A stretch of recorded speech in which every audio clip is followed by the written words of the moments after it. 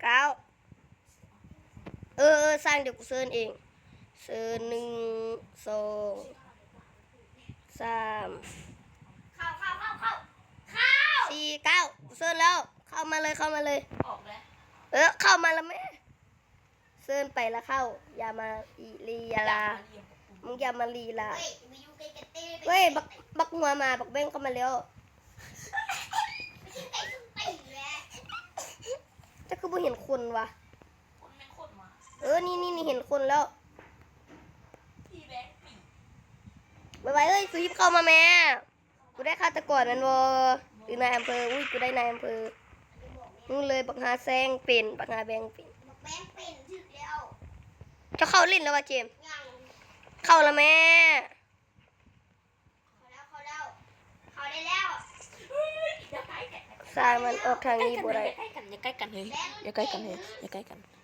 ห้ามเบิ่งของกันแม่เอ้ยบักก้าวออกไปไกลๆกู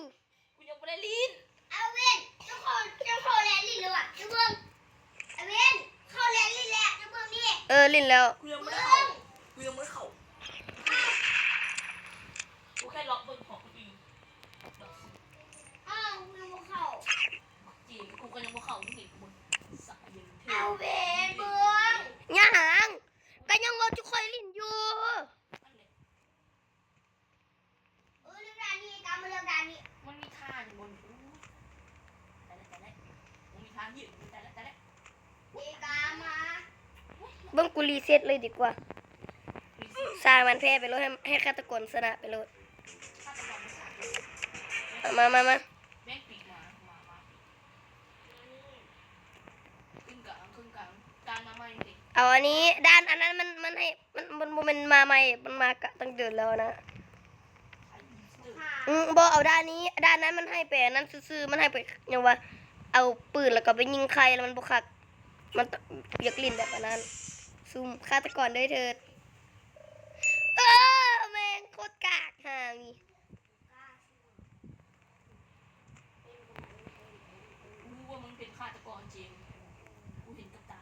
อุ้ยจากประสบการณ์ที่กูเคยเล่นมาก่อนบักแบงน่าจะเป็นโอ้ยกูตื่นเมื่อบักแบงเปิดเผยดีๆบอกว่าใครจะเป็นลุงตาแบงบ่แล้วใครเป็น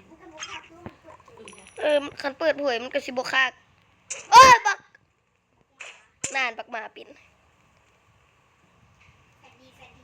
มันไปบอนใดแล้วสิเอาด้านเฟดดี้น่ะมันไปบอนใดละบ่ฮู้แหละมันอยู่บอนขึ้นคันไดชั้น2กูตายบอนขึ้นคันไดชั้น2นั่นแหละมึงเป็นนายอำเภออ่ะอุ้ย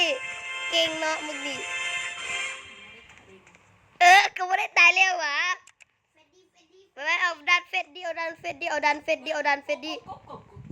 เดี๋ยวกูเต้นให้เบิ่งด้านเวทีมักปิดตลอด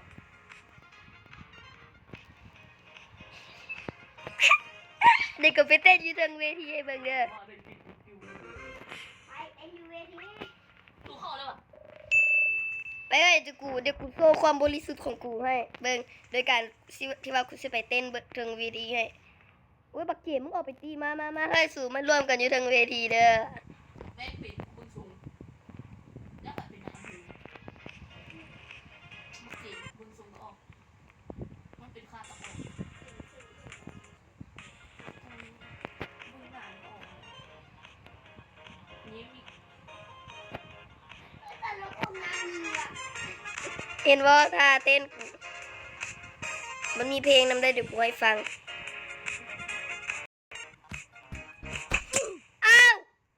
กูตายบู๊เลยคือสิมันบักหัวหมาคือสิมันบักแบงนี่แหละกูเลยเมื่อกี้กูเต้นอยู่แล้วกูบู๊แม่งสัตว์มีดมันจะใส่กับบู๊น่าจะเป็นระยะไกลกูไปฟังเมดบ่เอ้ยบักใดเวียนว่าอยู่ไอ้สัตว์มีดมันใส่คือแม่งโคตรหมาแม่งโคตรหมายังบ่พอซัวแถมยังซัวอีกนะซัวสิตายโอ๊ยหมาเรือบักหมาเรือบักหมาเดี๋ยวกูให้ฟังเพลงใหม่เด้อเมื่อกี้ยังฟังแบบ น่าจะยังบ่พอเดี๋ยวกูให้ฟังเด้อ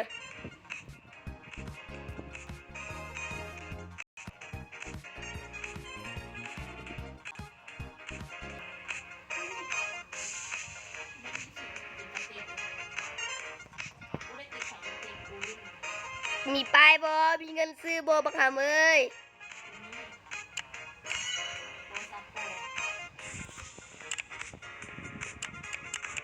กูมีอันนี้ต้องว่า7,000นะ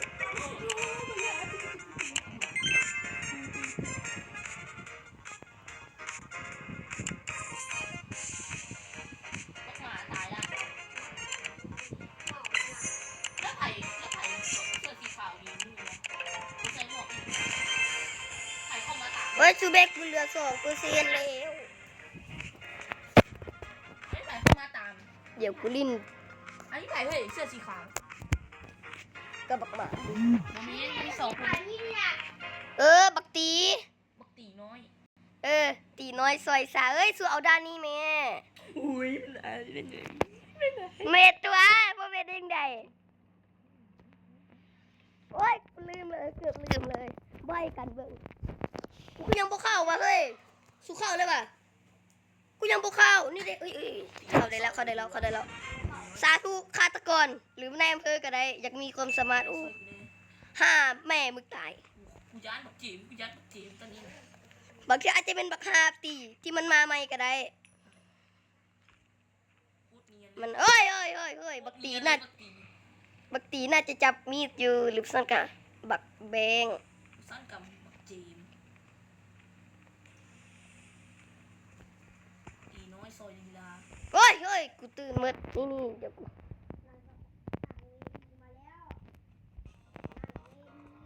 ูก็เป็นหญิงเรียนการเต้นให้กูเบิ่งเลย นี่เห็นว่ากูเต้นในเบิ่งเลยนี่นะเบิ่งท่ากูนี่นะก็ตึงเลยอ้าวบักขาเก้าเออ เฮ้ยนายเบอร์นี่กู สมน้ำหน้า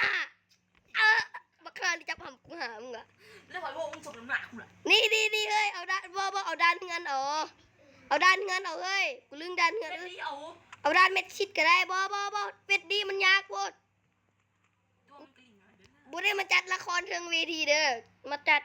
ตาการเต้นเพลงแต่นี่กูอยากเล่นแบบ ว่า สมมุติถ้ากูได้ฆาตกรกูจริงซอกหาง่ายกูยังเข้าบ่ได้สาธุแม่งได้ตกกะคือเก่าแม่งนี่มึงพูดเร็วเลยหรือว่ามึงเป็นฆาตกรคือเก่า ว่าแมนเลย ผู้นายอำเภอ มึงเป็นนายอำเภอวะกูก็น่าเชื่อใจอยู่ถ้าเป็นนายอำเภอนะ ยังตามตาแล้วกู ว่ามัน บางทีมันอาจจะเป็นฆาตกรเจมส์อย่าไปอยู่ใกล้มันเด้อ ขออยู่น้ บักเกมกูเบิ่งทรง บักเกแม่กูเบิ่ง ำ ทรงนะ ตีก็นี่มันตามตะค่อย กามมึงเป็นหยังกามเป็นหยังมึงลงมาลุมกามมึงลงมาลุมบางเดือนมึงอาจจะเป็นนายอำเภอหรือไปบางคน เฮ้ยสงสัยบอกไอ้กูรู้ว่าลืม เป็นฝูง เฮ้ยเห็นกับตา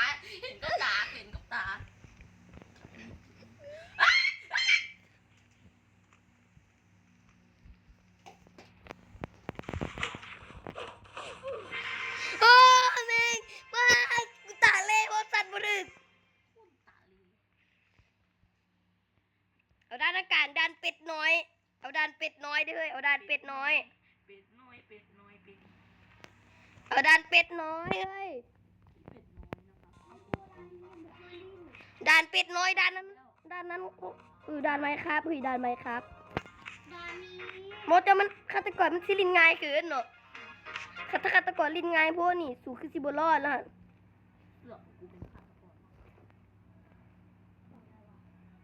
ยังบุกเข้าว่ะ อุ้ยเข้าแล้วสาธุอู้แม่งนายอำเภอก็ยังดีแม่งเสือกบ่ให้กูซ้ำ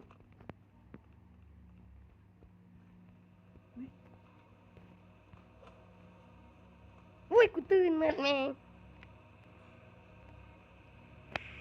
อุ้ยกูเชื่อไปบางคนฆ่ากันโบแมน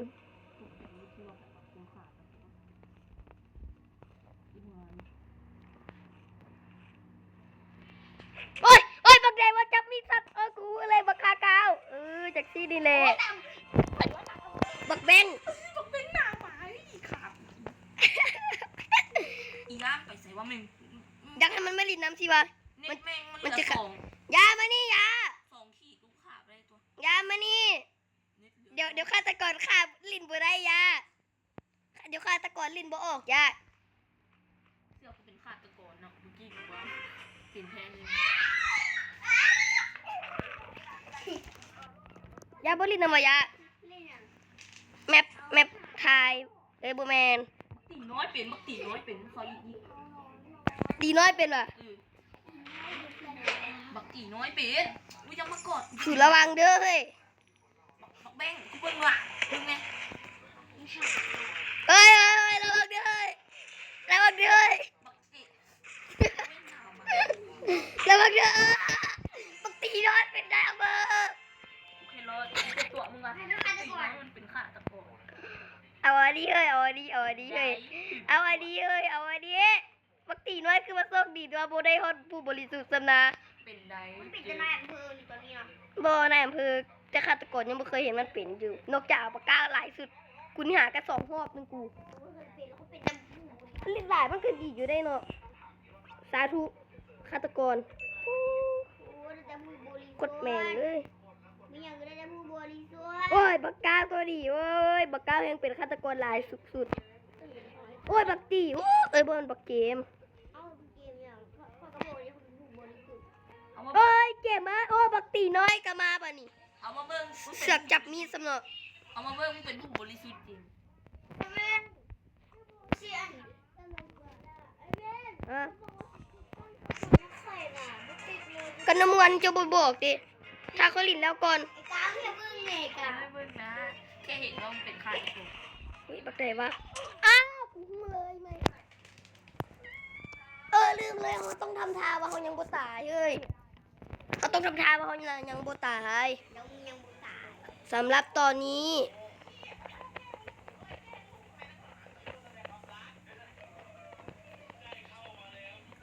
เอาเขาฆ่าตีได้ด้วยเลยวะ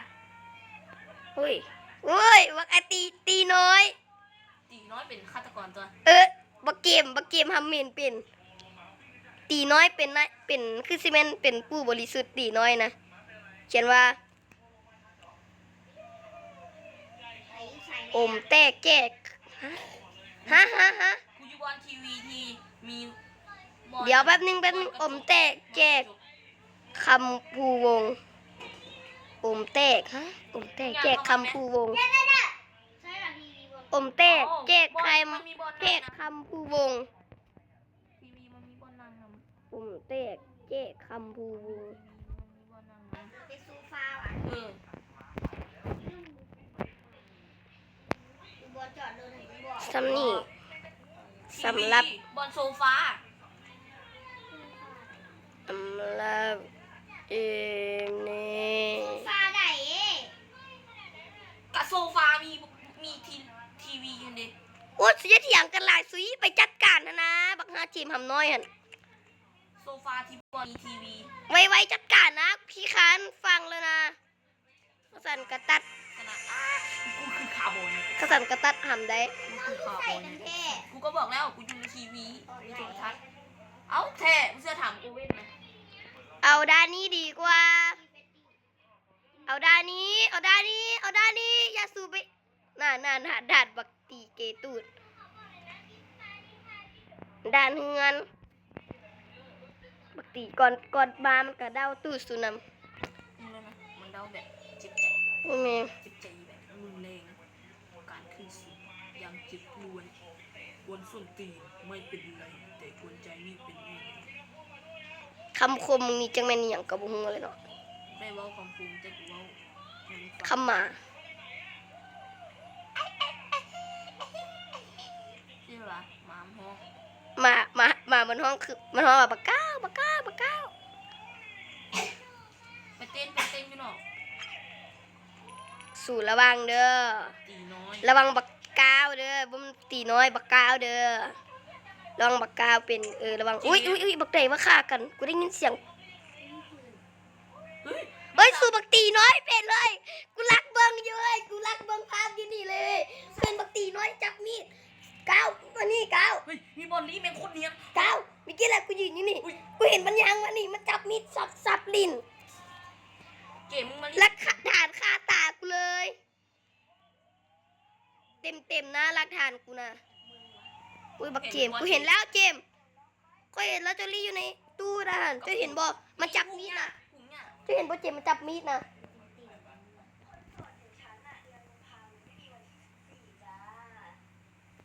ไม่เห็นคนแล้วไม่เห็นคนแล้วไม่เห็นคนไม่เห็นคน อย่าเข้ามา อย่าเข้ามานะเว้ย ไปกับค่อยดูมันนายมือเสื้อใจค่อย ฉีกมึง มาหาสมุนมา อย่างนั้นมันก็ถือว่า มาหาสมุนมาหา มันมานี่แล้วอ่ะ เอาวิใครว่าอยู่นี่เว้นมึงตัว ไผ่ เด้เห็นกูบ่ โอ้ยบักตีน้อยบักตีน้อยค่ะกูเอ้ยอุตส่าห์จับหลักฐานได้แล้วบักแบงซอยบักแบงเล็งอีปิกกามานำหน้ามา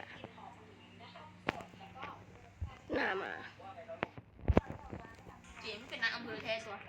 เอาเตะ งาน ขาตะโกน ที่ฆาตกรเสียบเสียบยิกที่ฆาตกรซอยยิกเลยอ่ะ น้องด้านนี้ดู เอาด้านนี้ให้ด้านนั้นมันอันนั้นพวกมันลิ้นยากูฆาตกรมันลิ้นยากูสมมติกูได้ฆาตกรเนาะมันกูสิลิ้นยา ไอ้ขาขาตะโกนไอ้ขาตะโกน โอ้ยไอ้เบคกู ก็ยังยืนซึ่งอยู่นี่ มันต้องบ่เลือกอันซื่อ หมาปีแบงหมาปีมันได้หรอ ๆกูได้คือเก่าเลยให้สู้แม่งวาสนาคือสิบ่ได้อย่างเลยนะแม่งอีกกูเจอตีน้อยไอ้สู้กูเจอบักตีน้อย ต้องเอาลายนี่นะเป็น คนคนนี้ เห็นบ่เสียงเฉียบ บักตีน้อยเจ็บบักตีน้อย ต่อแหลต่อแหล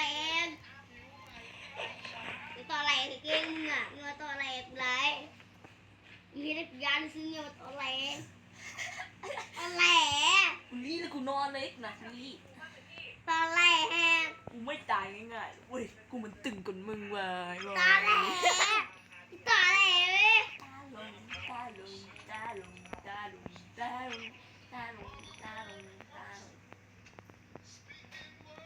โอ้เว้นมึงขากูละขากูละ ยัง มึงขากูละ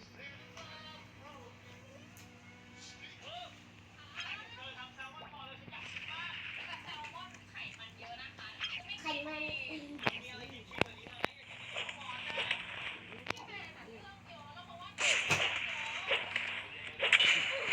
ไม่มาเอาปืนเอาปืน กูจะห้องนอน ก้าว ห้องนอน ลงมาด้วยนะก้าวมึงลงมารถก้าว เดี๋ยวกูถือขา ลงมารถก้าว กูย่านหมาสิกูย่านหมาขาด ไปซื้อขนมก่อน กูซื้อวัดว่ะ ก้าวมึงลงมาไหมก้าว มึงก็ขึ้นไปหากูเองเลย อยู่ไสล่ะ ม่วนนอนชั้น2 เบิ่งแน่ โอ้ไม่เดิน เว้ยเบิ่งแล้วกูสิฮู้ว่าล่ะ เต่าเอง มึงเป็นบนนอนน่ะก้าวน อน ไสใกล้สิจบแล้วอีก10 วิแล้วก้าวเบิ่งเนี่ยเหลืออีก10 วิแล้วมึงอยู่ไสมึงจึงสิได้ฮู้บนนอนได้แม่งรอนบอนหลุด เอ้ากูไล่ขากูสนับสมาได้กูตัดคอได้คือตะนะ จบแล้วกู ชีวิตมึงจุกเลย เศร้าแล้วเด้อเฮ้ยกูเศร้าแล้วไปเล่นแบบอื่นดีกว่า ไป ไป แม่ปีนเขาหาเป็นรอน ได้ แม่งตอนคำกูเล่น เดี๋ยวกูมาต่อ มีลม